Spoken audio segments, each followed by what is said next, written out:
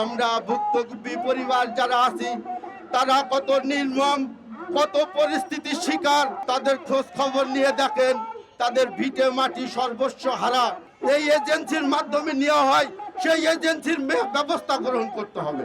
এই প্রতিবাদ করার ভাষা আমাদের জানা নাই, তাই অবিলম্বে সমস্ত মিডিয়ার প্রতি, সমাজের সমস্ত নেতাকর্মীর প্রতি আহ্বান থাকবে এই প্রতিবাদ সর্বস্ব করে তোলার জন্য, ভুক্তভোগী পরিবারের পাশে থাকার জন্য।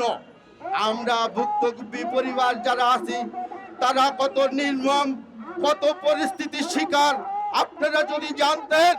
তাদের খোঁজ খবর নিয়ে দেখেন, তাদের ভিটে মাটি সর্বস্ব হারা।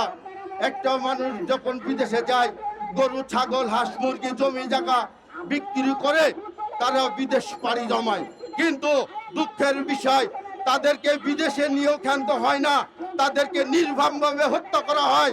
এই হত্যা করার দায় কে নিবে? এই এজেন্সি, যাদেরকে এই এজেন্সির মাধ্যমে নেওয়া হয়, সেই এজেন্সির ব্যবস্থা গ্রহণ করতে হবে, বাতিল করতে হবে সেই এজেন্সিগুলো। যেভাবে নির্মমভাবে হত্যা করা হয় আমার দেশের সোনার ছেলেরা, যারা বিদেশ গিয়ে রেমিটেন্সের মাধ্যমে এই বাংলাদেশের অর্থনৈতিক সচল রাখে, তাদেরকে এইভাবে হত্যা করা হয়, এটা কখনোই মেনে নেওয়া যায় না। এটা তীব্র নিন্দা ও প্রতিবাদ জানায়।